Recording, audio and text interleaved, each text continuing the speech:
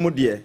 one ma a can't say, Emma and Yejuma. Abusian Sempi can't ye no home, and then I no pay, and no benu, yaji a dry, ya baba be, at the amount say, SOMPA no sia bremu kase na hye no so se eye nana cage si no sia bremu e kase na upe adansie ne ma papa dia eye nana cage si e na busua ye kanfo e de ama wo kumase nkran ya to ye nkrabata no apete ba bia a wo benya bi na onso oni ye edi enkita ho afeisha no so se ensem yi efri SOMPA 106.5 FM wa e twa ne ho frede e wasante e mantemu e ye SOMPA 93.1 ayiko FM e 100.9 Adam Fopa Radio and also able to Paris, France, Abrochimemu, our fa and semi air topete. A face some punk rabatani na some padoman kranza, some patachiman takra de takwa. One also asomua, one air topete, Emma Chichin benchaye, Udikoda no so, Oti and car every honum, Emma yade and semi asumina, ene and ano pay. And yanu benu, yes, ja, Mimi Dini, Abena Bedu, Adepa Kofi, Menembra. Ejapia apam dada afe ensem no ne miebie so no yemie so emfa mawo yesha se de free sentimental na baabia ye fro se amanfuroma dede timamufo ho abosonje tirepa na nya asamketoa wono hawo nyina ne se womo ewo biaye bia atukotenafo bi ahyeda akotena ho na afa kwamukanfo age ho afa enu achi nsokura no fakese e wo ho na ye won ho danga adefo wo koka wo masem na ye gina so ye diwo mpabro na enumu na ye nsanchiro ne ba bedu ade epusupusu wo mo na ha adwene wo se SOMPA de ye ka ansam kire mo a ye mpanimfo te na mo nso no monye wo no ma hyehye adwuma ne bia mo ye adwuma no afi ne nkeka bia ne ho korogen enti asem yi mo na mbetumi aka na bra wode ehon amanebo ebaaye no ena manhia afikasiem wono mo sori ginaye enti apagya hina wo wompotem ho ena dwumadie nyina no wodi anim enam saaya so amasesi America say His Royal Majesty otumfo say to otoso mienu King Solomon asantiman wura ede ne nansi fom no se beye na saa haw no nyina eto betwa wonom atimi abo awura ho a timamufu ewa amanfrom adede ohwim afa ho asem na mekan wonom nyina sesei womo ebo wonsem hia ede ma asantiman wura se wabɔ ne ho mɔden akyerɛ sampa ɔyɛ King Solomon na nyansabo akwa ene no na sɛdeɛ esi kɔe na deɛ nam so a saa bre deɛ ɛhɔ ayɛ de no wɔn mu ɛte hɔ no na ne wɔn mu a wafa fenam ɛde wɔn akɔsɛm ɛto dwa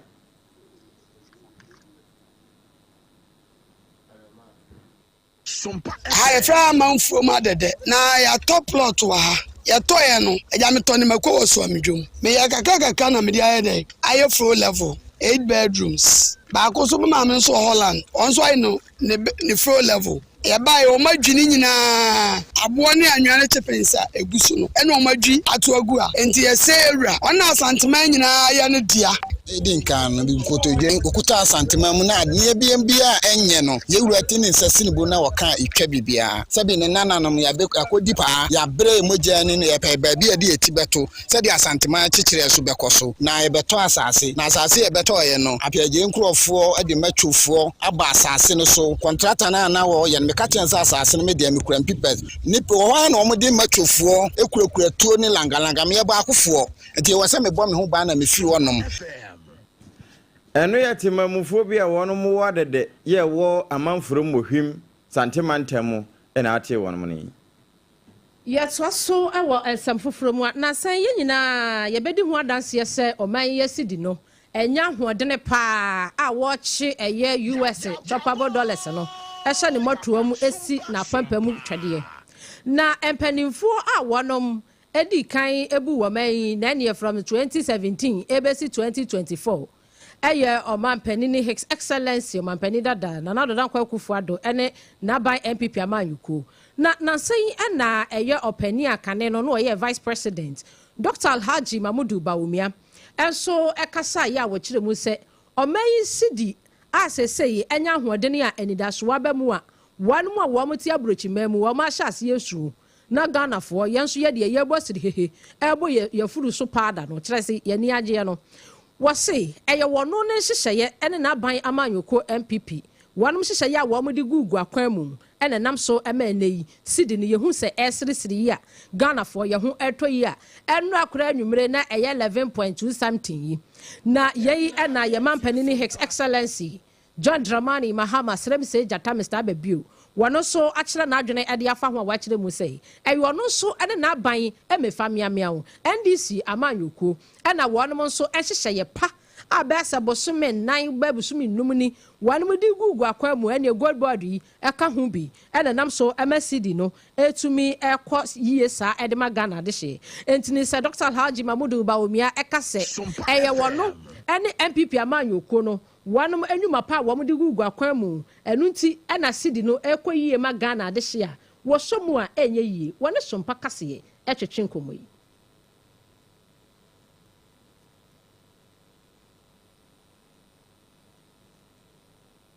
We have seen a response to the work that we've done, especially when it comes to the economy and hardship and all that. And somebody says, point to one policy that you have implemented to make the CD appreciate. And I said, one policy, it's not about one policy. The answer is effective leadership. With effective leadership, we can turn this economy around and create a better life for our people. And that is what I'm committed to make sure that by the time we finish these 4 years, we'll set a standard in government that whichever party or whichever people come into governance cannot reverse the gains that we have made in restoring our people's confidence in our democracy. And so we'll continue to listen to the nuggets of wisdom that you give us because it makes us better, it makes us stronger. Eno enema yenya hodene Ghana mampani ni His Excellency Yewra John Dramani Mahama ene sompakase ene twetwe sankomo ya wakire mu entino wani ndisi amanyoko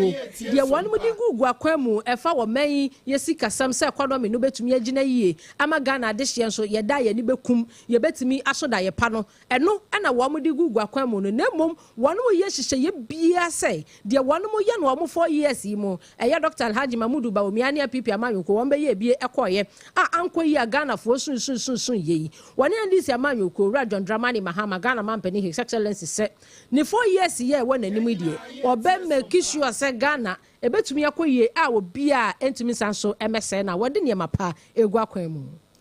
channel so say Nana Kojoje Company Limited adanse hu ne mapa ko boje sesempiremo na kase na enememena no pay egu so aye be ma wo SOMPA 106.5 FM Accra na enam SOMPA 90.7 and Kransa 106.1 Techman 101.1 Takwa 103.3 Takra de 98.9 Sunyane Bonahinkru 101.3 Domahinkru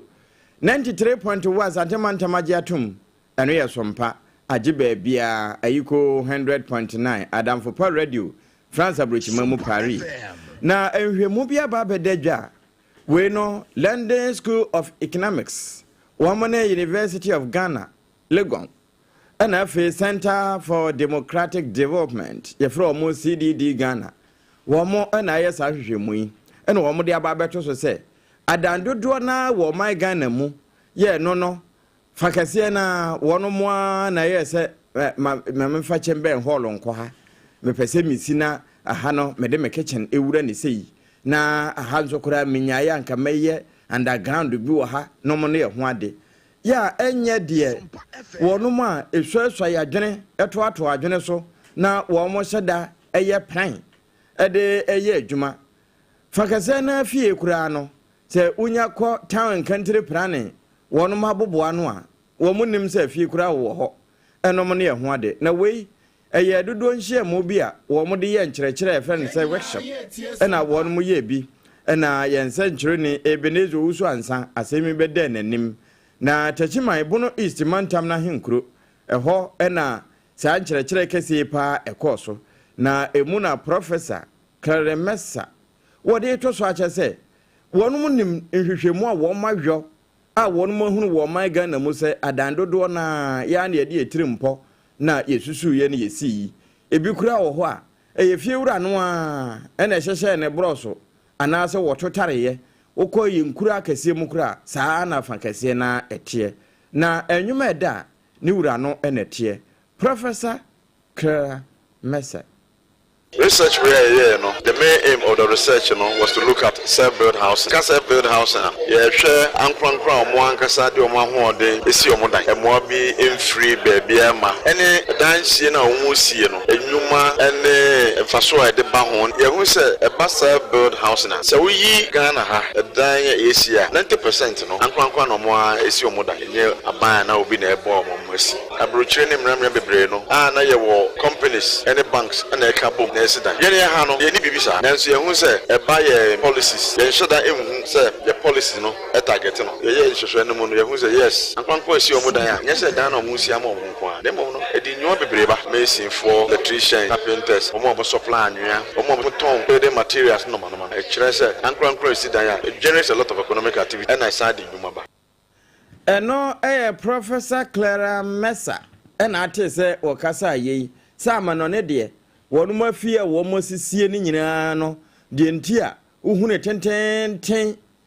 na wo be se wo moye ka kwan e de awurawura abrosan mu no fakase na aban no e ka ho ena afi sikakura bia hodo okura e de wo mo ahoden ehyemu bi ntia na afie no ejina ne na so ne ho nso e de ne nso ye mpotem ha no ya na yeyo ya de nti sade obotomutie ehun fie na ya na usie na timamufu a sai dwumadie wonom nso kwa ase bi e kire wo mo ni so e de ma wonom e de sa ehwemu yi beto odwa na fe nkyerɛkyerɛ a wo mo de bre wo.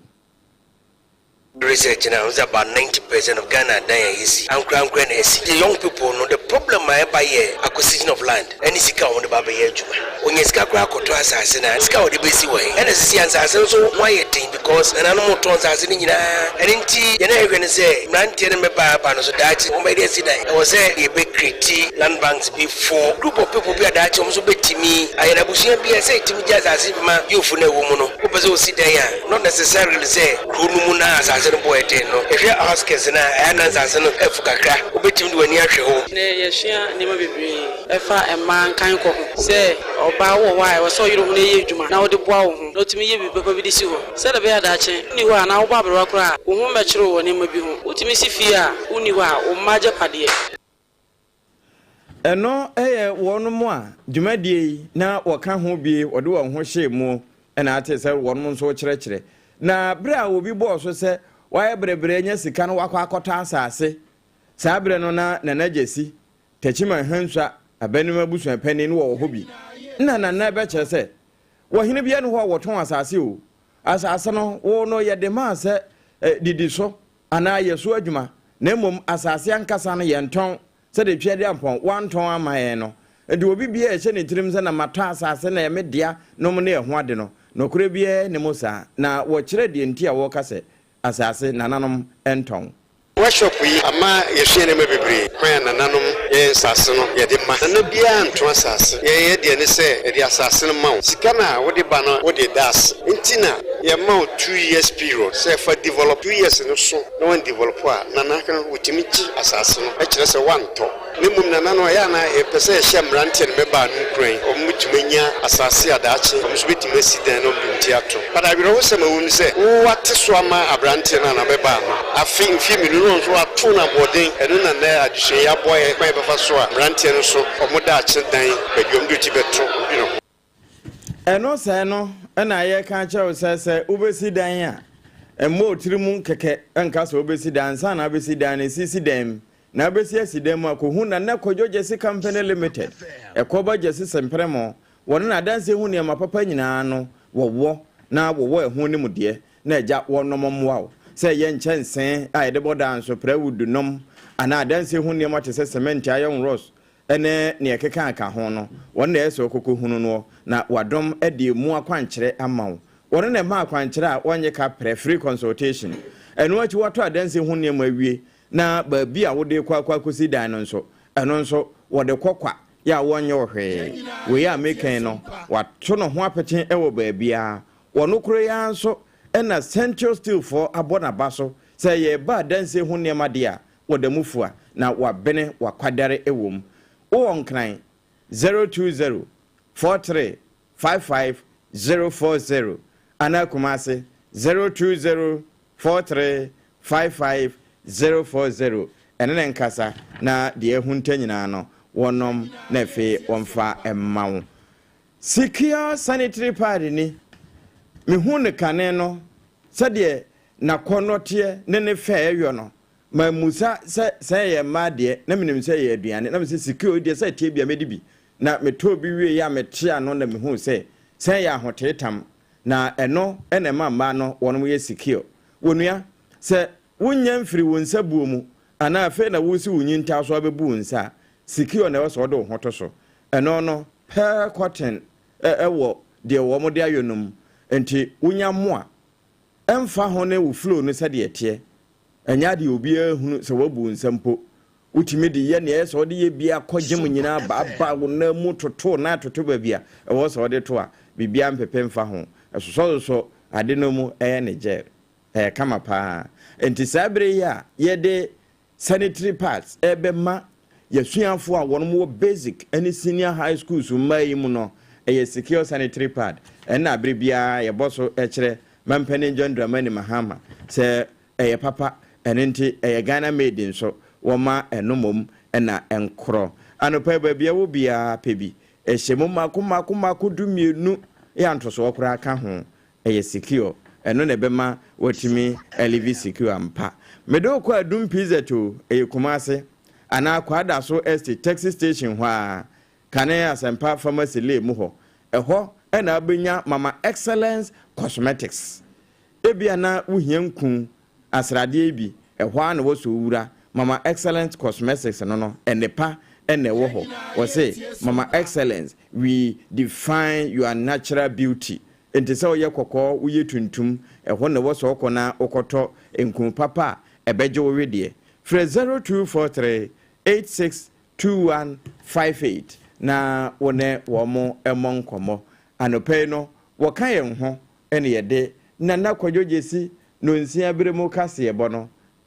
somwo yɛda yɛ ho aba ne yɛba de aka akyire yɛde bɛma ka sika sɛ nne memini ene wom ka sente so no bɛba na wate sɛ de esi aba yɛde ho nsam oba 21st clinic aye sciatica expert sciatica no o nerves na wo to ase na fa wo siremu na fa wo nansia besi ase ho no se ho techema eno ene ye fa ne sciatica na etimi bubu o to ase ka wo se dwe wo siremu wo je ho ba bia enye na no na 21st clinic ba ye adwuma pa wo mu ye ntia baso bo ma je ne wo Ghana ha ene amono ne enya asem ketewa wo mu je international awards ahodo wo mu je local awards ahodo na anu nso na wo mu bie the only sciatica research and treatment center in Africa bibrim ha no ebi ni ba bia 21st clinic nkwa wo mu de bibiduro ene besa o yare no masa de machine aka ho yare sabia yare bia wutimi de kɔ ne mama de ba ko a wo magidi wo mu pa no sciatica ena stroke nso de kwa diabetes ne hypertension ne ade Ghana ha ba bia wo mu ho enkran ha sese ye wo transfer hill roundabout se wo free enkran eba ye wo wonsa ni fa so wo frama saman so na eba nso a wonsa bonkum so ho na wo behu ye 0540 311 311 0540 311 311 There's a 21st clinic. Still, one more sciatica expert. Go fia. Hey, brand new. No, I didn't tell us the friend of Ahumeka hit patch. So what's young? I want baby. Now they are telling us. And let's say what be now do. Bra, we see a pain. And yet, sister and I ask Irene now or the hono. And to the fat on area. Sister J. Ahumeka hit patch. I tell you why I ask. Name a few minutes and you're ready. Hey, bra, and you miss me be power. After construction, the young not me back and me neck pain. I have a pa. And no, mama, the papa, and you could see arthritis. Anybody pains. And yet you must say, Ahumeka hit patch.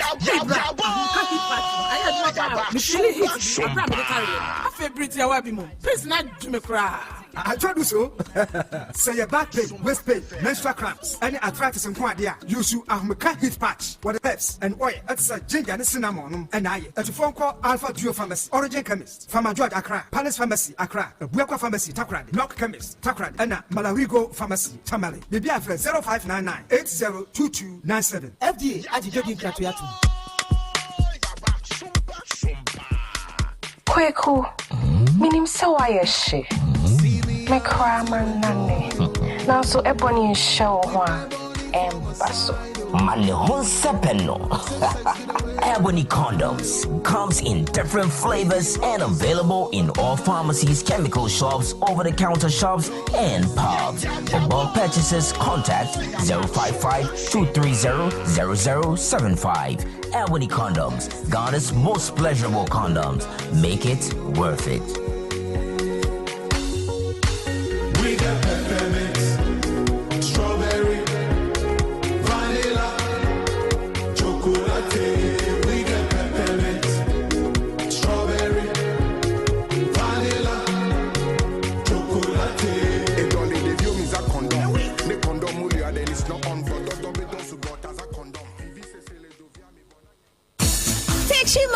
Electroland Abeja near the Munamuni Amapani in Answabo. Wait here, Thursday, 10th April 2025. Raya showroom for front a Kumasi Techiman Kwanaso. Yeni Roma sorry dino, and I said backsword Nedia Nimshe. Roberto Samsung, TCL, Media, NASCO TV, AC, fridge, gas cooker, washing machine, deep freezer, home theater, microwave, blender, kettle, rice cooker, and any papa kahunina. Now when in Bribi, Edicam for Baku 50, Ebenya 15% discount. Any achedie, it's a rabbit idea. Kahun and sing out.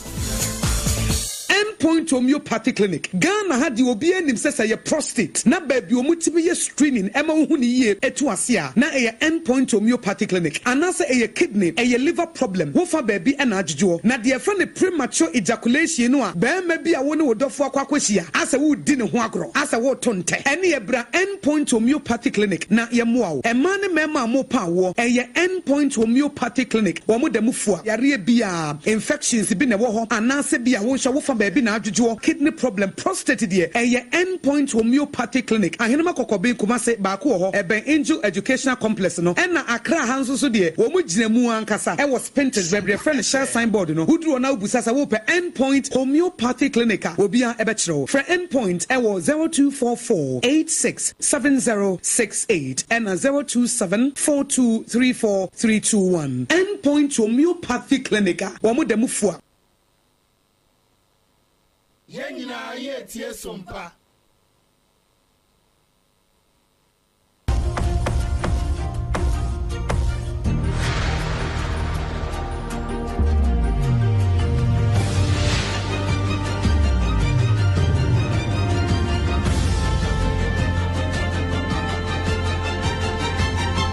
SOMPA kasiebo ajibebia. Ebusia ajibebia ampa yeto asam no eso de ama wonsam foforo mu na ye nyina ye nim se transport unions ahodo a wanom ewo man konkro Ghana mu yi ebeto dwase sese ni de fango a ye didi djuma ema ahyenkade no etumi ekoyie no eso abafom na se de ebo na abafom ti eho akohia se ahyenkade ebo no eno so ebeba fombe se wo hamu nchichemu ebupen edu enum 15% ena ene de ye hwa anim se wanom batete so na so no se de emansini bi ene krosini bedwa bi a wanom ewo man Ghana mu eye wanom ne amane de ebi se wanom mpini so ebi nso se wan bepene so na wanom ameka o masemi eye bebia ni anwea so bekwai emansini nim ewo eye Western North region na wanom akasa wo machem se wo mo de o magia tum sa 15% no won bete so na mom wanom hwe se ayi wanom toto ayi ka ho empempena de yi spare parts ya hodo no wo mo so behwe atete so esan se na wanom ko no mo bo joint na abu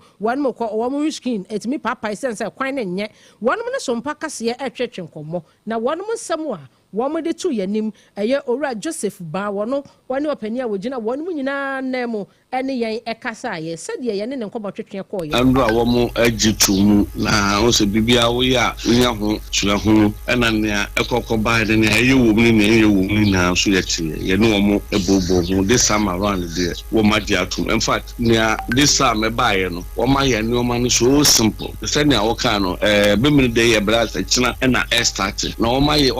we no so simple ma enti no encontrate say first no e fa say misunderstanding kakra e ba e me tino was between passengers and drivers no this I am no man I very simple it was a 15% and no ma asanso ahye ade negu nkrata so baby a wo mo gi 2 cedis 50% sisi I ba ba gi 2 cedis me aye 3 cedis 50% 3 cedis free ha e kopumase 35 cedis e be 30 cedis enti e so simple.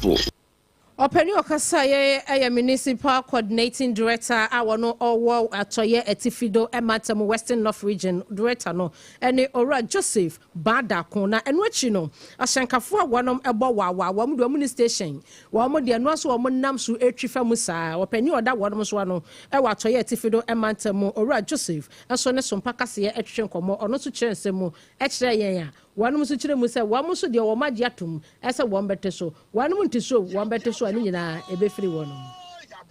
Brody Becca womu an illegality. Now, womu a womu betumi ama saa someone do aye kotena se ekikan ne decisions e taking womatene ye passengers no a ye fa saa wawafo no. Sisi in fact another issue about ni say na womu do kwa charge wawafo no because of womu cost station na womu share the mainstream transport operating unions no. Ama womu control ni and na womu je kora no womu nim. So for instance from Bekwaya to Awaso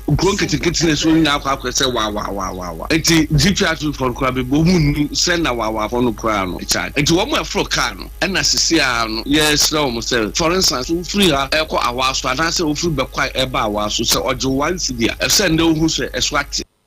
e was say wo hu say swate enti ye ne ayekofo ahyen no enei ekọ say ye gi wo 40 cedis ya wankasa check 15% ti free so esan say ahyankafo no bia won mo adwene say ka ho pempena de ye nte so nti wan mo nte so enso no aya na empempi na ye hwe ka ho pempena de so ene ye de to ahyankade abuo mu aya na fanko ena ye hwe enti no wan mo so de Western North region wan mo ede ba ya SOMPA kase ada ne chi ede amawo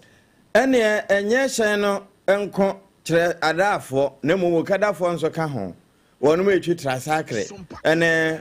afide tetafo yi wonom nso aka bibibia nyi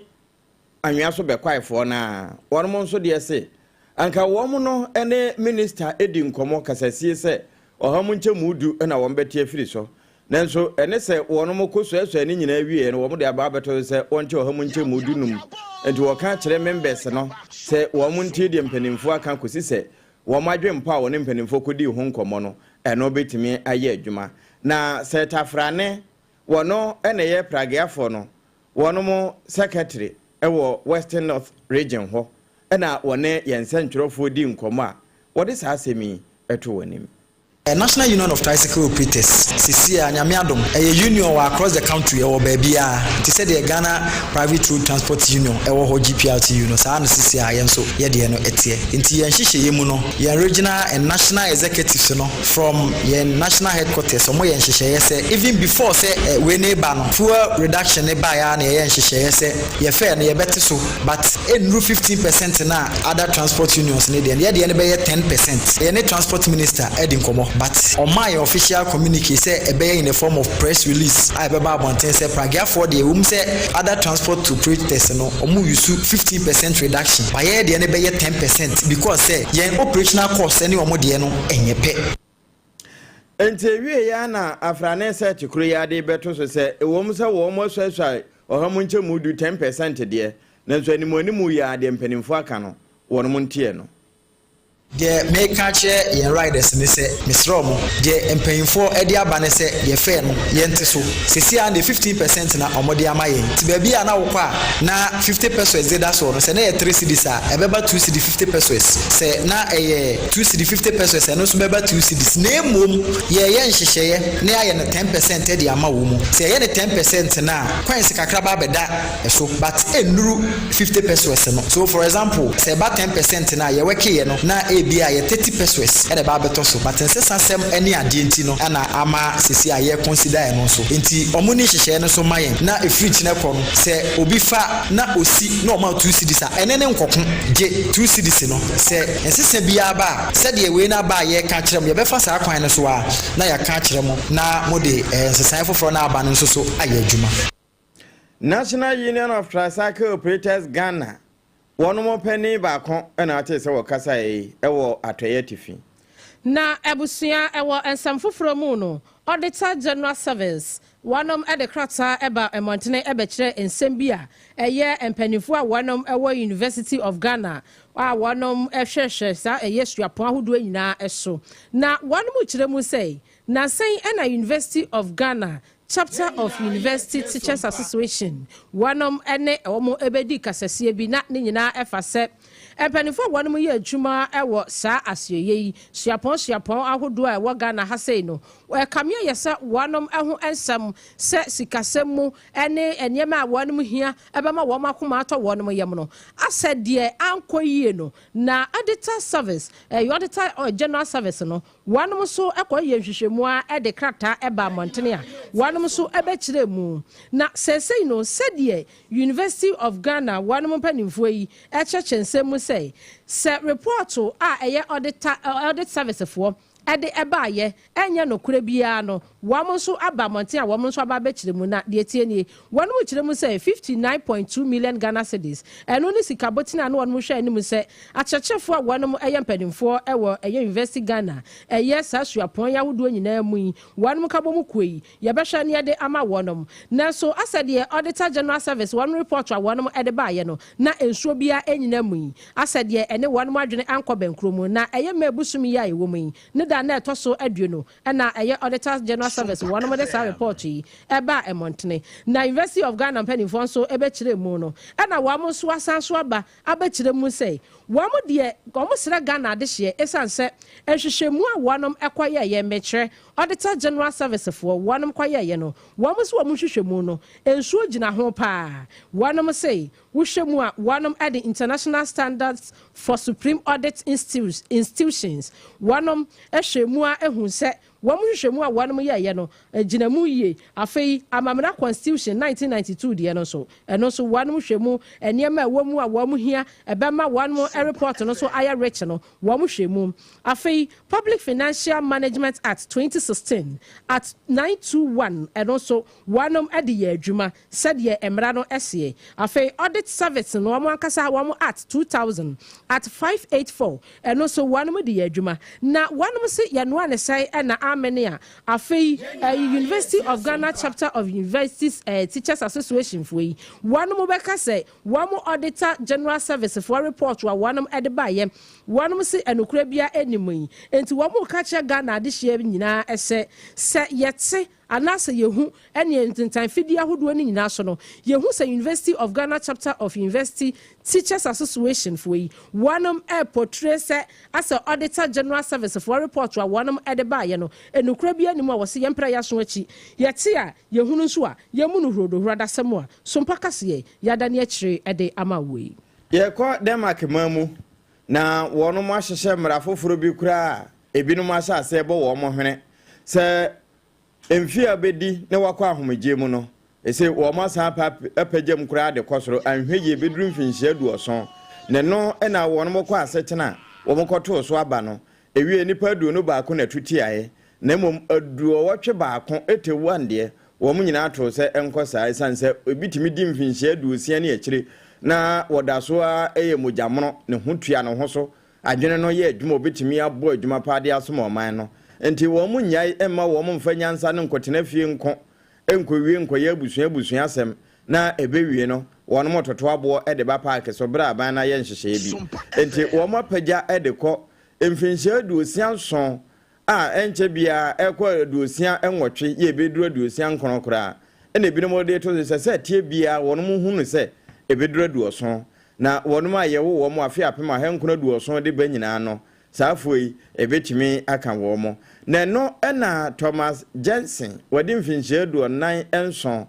wono de to so no wachese no kwasemu ni de mpanimfo aye no sabi ento asomu na etwetwe aso wote ase enyeyi wo ma bia ni ho a wonom emfi a wode kwa ahomegyem no yatimi apagya so ade akwa koduru sa Denmark de wompese wo mo twinipa no twine condemn a koiso obeye mre ansa na yegya no enti won de eka se empanimfo wo mo nwene ho mienu na Social Democrat Prime Minister Ahmed Fredrickson na wo de sansemi etu dwa kire se wombesa akopono so bio na wonom akwadwendwene ho na fe wo hunu ba bi potia ese wo mo edito Abusia kase no asi na ensemo a ena no pa ye de sumu bi ene say Ghana mampani ni His Excellency Yewra John Dramani Mahama said ye sidi no enya hodene a say no $1 no ekoti pe ko no wachire mu se owura Dr. Alhaji Bamudu Bawumia ensemo a wo kase eyo no ene MPP aban wo mo hyehyɛ ye pa a wo mo de gu akwan mu ntini hu ne sa no wo se Ghana de hye me nsum se ade hye a wono mo ohwima manfuruma dede na wo mu su pa salanga de foaje won sa aseso afa oto asase a na won so ne san gugem na manhia fikasiem openso atuni na esi fom amasese e hwadwo. Auditor General Service one report to Awamode Baye Efa University of Ghana chapter of the University Teachers Association hono one mo say eye no kore enti Ghana for yanyintum ene ye kwa amano ne nso demake wo mo mfie a wodi a wode kwa ahomgye mu no wo mo pagya de akọ aduosia enwotwe na aduosia nkono ye binom kasa ho ensemi efa SOMPA 106.5 FM so ewankana ha etwagu ye ewo SOMPA 93.1 Kumasi ayiko FM 100.9 su Kumasi kodo na afei upiemu ewo Paris France abrochimemu a eno eye Adamfopa radio SOMPA 101.1 esomu ewo Takwa afei SOMPA 103.3 esomu ewo Takrade SOMPA 106.1 Tachiman SOMPA 98.9 Sunyane SOMPA Nkuranza eno so ye 90.7 and afei SOMPA Dom and also I 101.3. Afi wudi koda no so echichi ni benche ye ote ye nka eho. E ma Facebook no so near the live ye twa mu nyina epuse we love you all. Afi so ye kwitire ni nyina ye samufo pani owura taboate ada menti. O de yakogu website ya eno no ye www.sompaonline.com. Ko hwai na ekwa kenkan bi aseda enko emma secure sanitary pad. Oba boso me so a obemmo nti enu bi e na wasa wodemmo. Afi na kejesi company limited. Adensie ni papa efie ene ho ensuo tutoi ubehia chensen papa e de aboda so afemu amahase esimu dan no e wose munya cement ya e strong e be ma e dan no so foundation no ate ya pose otepa afei endpoint homeopathy clinic nso se bra na won mfa emfidie ene enduro ensa wo yade se prostate mu sensem awo sensem ni nyina ye betu ase e de amaw hajia local special foods nso wose be didi na fili benze didi na miye a wonom eso yasene am ye de no se bremu kase ebe esum weyi wa weje brani adaje ye dase abna bedu adepa ko fini medine menembra triple man ejapia apam dada